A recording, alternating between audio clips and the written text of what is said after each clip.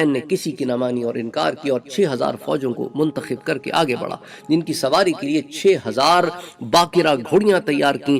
خضر کو 2000 آدمیوں پر مشتمل اس نے جو ہے فرنٹ لائن جو مقدمہ ہوتا ہے اس کا سردار بنایا، اور حضرت خضر آگے آگے چل پڑے۔ ذوالقرنین کے چھپانے کے باوجود حضرت خضر جان گئے کہ وہ کیا تلاش کر رہا ہے۔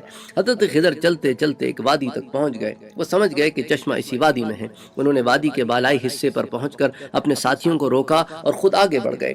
چلتے چلتے وہ پانی کے ایک چشمے کے کنارے پہنچ گئے۔ پانی دودھ سے زیادہ سفید اور شہد سے زیادہ میٹھا تھا۔ انہوں نے کپڑے اتارے، پانی پیا، وضو کیا اور غسل کر کے باہر آ گئے اور کپڑے پہن کر چلے آئے۔ جب بادشاہ ذوالقرنین وہاں گیا تو اسے چشمہ نہ ملا۔ اسی طرح الاصابہ میں آتا ہے، اسی طرح البدایہ والنہایہ میں آتا ہے۔ صفحات بھی میں بتا دیتا ہوں آپ کو۔ الاصابہ کے صفحہ نمبر 291 سے 293 میں، جلد نمبر 2 میں یہ ڈیٹیل مل جائے گی آپ کو۔ البدایہ والنہایہ کی جلد 2 صفحہ 107 پہ ہمیں، اور قصص الانبیاء المسمی بالعرائس اس کے صفحہ نمبر 398 سے 400 پر آپ کو مل جائے گی۔ تو العرائس کے نام سے قصص الانبیاء کی ایک کتاب ہے، اس کے اندر بھی آپ کو یہ صفحہ 398 سے 400 کے درمیان ڈیٹیل مل جائے گی۔ اچھا، یہ روایت جو ہے علماء لکھتے ہیں کہ حضرت امام جعفر صادق رضی اللہ تعالی عنہ نے اپنے والد سے کی ہے۔ تو یہ ڈیٹیلز جو ہیں یہ بھی علماء لکھتے ہیں۔ اچھا، امام جعفر صادق جو ہیں، اب ساتھ میں یہ بھی بتاتا چلوں کہ یہ بیٹے کس کے ہیں۔ امام جعفر صادق جو ہیں انہوں نے اپنے والد سے روایت کی ہے، تو امام جعفر جو ہے وہ امام باقر کے بیٹے ہیں۔ تو امام باقر کا جو دراصل اصل نام تھا وہ محمد تھا، تو اسی لیے امام جعفر کا جو نسب ہے وہ جعفر بن محمد ہے۔ اور امام باقر جو ہیں وہ امام زین العابدین کے بیٹے ہیں، اور زین العابدین کا جو اصل نام تھا وہ علی ہے، اور زین العابدین جو ہے وہ سیدنا حسین کے بیٹے ہیں، اور سیدنا حسین جو ہے وہ سیدنا علی بن ابی طالب کے بیٹے ہیں۔ تو اس لحاظ سے ان کا نام ہو گیا جعفر بن محمد بن علی بن الحسین بن علی بن ابی طالب، اور یہ الہاشمی ہیں، اور یہ جعفر الصادق کے نام سے زیادہ مشہور ہیں۔ تو خانوادہ رسالت کے چشم و چراغ، مشہور امام اور فقیہ ہیں، ورع و پرہیزگاری اور علم و فقہ میں یکتا۔ بالکل ان کا ایک ایسا نام ہے کہ امام ابو حنیفہ رحمۃ اللہ علیہ بھی ان کے شاگرد ہوئے۔ انہوں نے مدینہ منورہ میں وفات پائی۔ اس ضمن میں آپ اگر اور ڈیٹیلز پڑھنا چاہتے ہیں تو میں آپ کو کتابوں کا حوالہ دے دیتا ہوں، وہاں آپ جا کے مزید ڈیٹیلز پڑھ سکتے ہیں۔ یہ کتاب ہے سفینۃ الاولیاء، اس کا صفحہ نمبر 25، اور اسی طرح لواقح الانوار اس کی جلد نمبر 1 صفحہ نمبر 32، اور بھی بہت ساری کتاب ہیں جو امام جعفر صادق کی حالات زندگی پر آئی ہیں۔ آپ کی پیدائش جو ہے وہ 80 ہجری میں ہوئی، اور آپ کی وفات جو ہے وہ 148 ہجری میں ہوئی۔ اگر عیسوی سال آپ دیکھنا چاہتے ہیں تو 699 عیسوی سال ہے پیدائش ہوئی، اور 765 عیسوی سال آپ کا انتقال ہوا۔ تو یہ روایت جو ہے وہ آپ سے منسوب ہے۔ ایک روایت کے مطابق ذوالقرنین نے ایک کتاب میں پڑھا تھا کہ سام بن نوح کی اولاد میں سے ایک شخص جو ہے چشمہ حیوان سے آب حیات پی کر ابدی زندگی پائے گا۔ چنانچہ اس نے آب حیات کی تلاش میں سفر شروع کیا۔ حضرت خضر اس کے وزیر اور خالہ زاد بھائی تھے، وہ ان کے مقدمۃ الجیش پر تھے۔ وہ چشمہ حیوان تلاش کرنے میں کامیاب ہوئے اور انہوں نے اس کا پانی پی لیا، اور ذوالقرنین ناکام رہا۔ یہ تفصیل جو ہے وہ تاریخ الخمیس کی جلد نمبر 1 صفحہ نمبر 114 پر، اور اسی طرح قصص الانبیاء المسمی بالعرائس، العرائس کے نام سے جو قصص الانبیاء ہے اس کے صفحہ نمبر 401 پر بھی یہ روایت آتی ہے۔ اچھا، ایک اور قول کے مطابق حضرت آدم نے اپنے فرزند اپنے بیٹے حضرت شیش کو وصیت کی تھی کہ زمین پر مغرب کی جانب اللہ کا ایک تاریک مقام ہے، اور اس میں چشمہ حیوان عین الحیات ہے۔ چنانچہ ذوالقرنین کو اس وصیت کا علم ہوا تو انہوں نے مغرب کی جانب سفر کا قصد کیا۔ تو اس کو تاریخ الخمیس کے صفحہ نمبر 114 پر نقل کیا گیا ہے، جلد نمبر 1۔ اچھا، کہا جاتا ہے کہ ذوالقرنین کی ملاقات اس سفر میں ایک فرشتے سے ہوئی۔ اس نے ذوالقرنین کو ایک پتھر دیا۔ جب ذوالقرنین اپنی فوج میں آیا تو اس نے علماء سے اس کے بارے میں سوال کیا۔ انہوں نے اسے ترازو کے ایک پلڑے میں رکھا اور دوسرے پلڑے میں اسی پتھر کی مقدار کے 1000 پتھر رکھے، تب اس کا وزن برابر ہوا۔ حضرت خضر سے سوال کیا گیا تو انہوں نے اس پتھر پر مٹی ڈالی ڈالی اور وہ مٹھی بھر مٹی تھی اور زیادہ نہ تھی. جب وزن برابر ہوا تو انہوں نے کہا کہ اس کی مثال بنی آدم کی ہے، جب تک وہ مٹی میں نہیں چلا جاتا اس کا پیٹ نہیں بھرتا. یہ سن کر علماء نے احترام اور اکرام کے طور پر سجدہ کیا. تو اس حکایت کو بھی البدایہ والنہایہ میں حافظ ابن کثیر بھی لے کر آئے ہیں. اسی طرح قصص الانبیاء العرائس، اس کے اندر بھی یہ واقعہ آپ کو ملتا ہے. البدایہ والنہایہ کی جلد نمبر 2 صفحہ 107 108، اور اسی طرح العرائس میں صفحہ نمبر 401.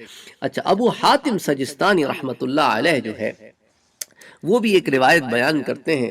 کہتے ہیں کہ حضرت آدم علیہ السلام کی وفات کا وقت قریب آیا تو انہوں نے اپنے بیٹوں کو بلا کر کہا کہ اللہ تعالیٰ اہل زمین پر عذاب نازل کرنے والا ہے، اسی لیے طوفان کے دوران میری لاش کشتی میں پہاڑ پر اپنے ساتھ رکھنا. جب تم پہاڑ سے اتر جاؤ تو میری لاش لے جا کر سرزمین شام میں دفن کر دینا. ان کا جسد خاکی ان کی اولاد کے پاس رہا. جب حضرت نوح مبعوث ہوئے تو انہوں نے ان کی لاش کو اپنی ولایت میں لیا. حضرت نوح کے زمانے میں طوفان آیا تو زمین پر ایک زمانے تک پانی رہا. جب نوح علیہ السلام کا طوفان ختم ہونے کے بعد بابل میں اترے تو انہوں نے اپنے تینوں بیٹوں سام، یافس اور حامس کو وصیت کی کہ آدم کی لاش کو لے جا کر اس جگہ دفن کریں جس کے لیے حضرت آدم کی وصیت تھی. انہوں نے جواب دیا بھی زمین ویران اور غیر آباد ہے، ہم لوگوں کو راستہ نہیں ملے گا، ذرا رک جائیں تاکہ لوگ خوف و امام سے بالکل محفوظ ہو جائیں اور ادھر ادھر پھیل جائیں، شہروں کی وحشت دور ہو جائے اور زمین خشک ہو جائے تو ہم جا کر یہ کام کریں گے. یہ سن کر حضرت نوح نے ان سے کہا کہ آدم سے نے اللہ سے دعا کی ہے کہ جو ان کی لاش دفن کرے گا اس کی زندگی قیامت تک لمبی ہو. لاش اسی طرح رہی یہاں تک کہ حضرت خضر نے اس کے دفن کرنے کی ذمہ داری اپنے سر لی. انہوں نے اس لاش کو دفن کیا اور اللہ نے انہیں ابدی زندگی عطا کی. تو یہ روایت جو ہے یہ کتاب المعمرین کے صفحہ نمبر 1 پر بھی آتی ہے اور پھر البدایہ والنہایہ میں بھی آتی ہے، اس کی جلد 1 صفحہ 326. اسی طرح قصص الانبیاء میں جلد نمبر 2 صفحہ 518 519 اور پھر روح المعانی، ان تمام کتابوں میں یہ آپ کو واقعہ مل جائے گا. یہ تمام روایتیں میں جمع کر رہا ہوں جو بھی اس ضمن میں مجھے روایتیں ملی ہیں مختلف کتابوں میں، وہ ساری میں یہاں جمع کر رہا ہوں تاکہ پڑھنے میں بھی آسانی ہو، آپ کو ریفرنسز بھی مل جائیں ان میں سے جو بھی کتاب آپ کے پاس ہو. عموماً ڈفرینس یہ ہوتا ہے کہ میرے پاس جو ایڈیشن ہے وہ آپ کے پاس کے ایڈیشن میں فرق ہوگا تو صفحے ادھر ادھر تھوڑے بہت ہو جائیں گے. تو میں آپ کو ریفرنسز دے رہا ہوں ان صفحات کی جو ان کتابوں کا میرے پاس ایڈیشن کا فرق ہو سکتا ہے. اچھا، اسی طرح اس روایت میں حضرت خضر کی ابدی زندگی کے بارے میں چشمہ حیوان یا نہر حیات کا ذکر نہیں کیا گیا اور نہ ہی اس روایت میں ذوالقرنین کا نام آیا، لیکن دوسری متعدد روایات میں ذوالقرنین کے ساتھ حضرت خضر کا نام آیا ہے. جیسا کہ ذکر کیا گیا ہے آپ سے کہ ذوالقرنین نام کے کئی بادشاہ گزرے ہیں، ان میں 2 بادشاہوں کا نام سکندر تھا، تاہم جس ذوالقرنین کے ساتھ حضرت خضر کا نام لیا گیا وہ ایران کے بادشاہ خورش اور یونان کے سکندر کے علاوہ کوئی اور شخصیت ہے. تو زیادہ یہ ہے بات غالب آتی ہے کہ حضرت موسیٰ سے پہلے حضرت ابراہیم کے دور میں رہے ہیں، جس کی طرف مورخین نے اشارہ کیا ہے. مشہور روایت تو یہی ہے کہ حضرت خضر نے چشمہ حیوان سے یا آب حیات پی جس سے انہیں طویل زندگی نصیب ہوئی. بعض علماء اس کا بالکل شدید انکار کرتے ہیں، جیسا کہ آپ پراببلی جب یہ جو پرٹیکولر درس ہے یہ میں اپنے چینل پر بھی پوسٹ کروں گا اور جو بعض حضرات ہیں انہوں نے بھی کہا ہے کہ وہ اپنے چینل پر پوسٹ کرنا چاہتے ہیں. تو بعض لوگ جو ہیں اس درس کو سننے کے بعد شدید رد عمل کریں گے اور وہ کہیں گے کہ نہیں ایسا کوئی چیز نہیں ہے اور ہم اس کو نہیں مانتے، کیونکہ ہوتا یہ ہے کہ یہ چیزیں سننے والے جو ہیں بہت سارے لوگ ہوتے ہیں اور ہر ایک کے کچھ علماء ہیں ان کو وہ فالو کرتے ہیں اور پھر وہ ان کی باتوں پہ یقین کرتے ہیں. تو بعض لوگ اس پہ بگڑ جاتے ہیں کہ تم کیسے خضر علیہ السلام کی حیات کا انکار کرتے ہو کہ ابدی ہے، اور بعض کہتے ہیں کہ نہیں ہمارے پاس یہ دلیل ہے وہ دلیل ہے. یہ تاریخی حقائق ہیں جن کو ہم نے مختلف کتابوں سے جمع کیا ہے. تو بعض علماء اس کے قائل ہیں اور بعض اس کے قائل نہیں ہیں. بعض علماء نے آب حیات کی ان تمام روایتوں کو افسانوی داستان کہہ کر رد کرنے کی کوشش کی ہے، لیکن آب حیات کا تذکرہ اتنی زیادہ کتابوں میں اتنے زیادہ طرق سے اتنے زیادہ راویوں سے آیا ہے کہ اس کی تردد جو ہے وہ علماء نے نہیں کیا ہے. بعض لوگوں کا یہ خیال ہے وہ اس کا انکار کرتے ہیں. بہرحال جھگڑے کرنے کی کوئی بات نہیں ہے، مقصد تھا اس پہ ریسرچ کرنا، اس بارے پہ ریسرچ کرنا اور ان چیزوں کو حقائق کو جمع کرنا. حضرت خضر علیہ السلام کے بارے میں بہت ساری روایات ہیں، ان سے ملاقات کی بھی بہت ساری روایات ہیں. صوفیاء کے نزدیک تو ان کا بہت اعلیٰ مقام ہے. تو اس ضمن میں ہم صوفیاء کی کتابوں کا بھی مطالعہ کر رہے ہیں اور دیگر اور تاریخی کتابوں کا بھی مطالعہ کر رہے ہیں. تو پھر ان سے جو جو ڈیٹیلز ہمیں جمع ہو رہی ہیں پھر ان کو درس کی صورت میں یہاں آپ کے سامنے جمع کرنے کی کوشش کر رہے ہیں۔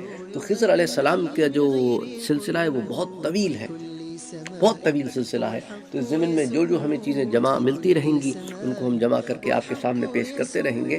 وما علینا الا البلاغ۔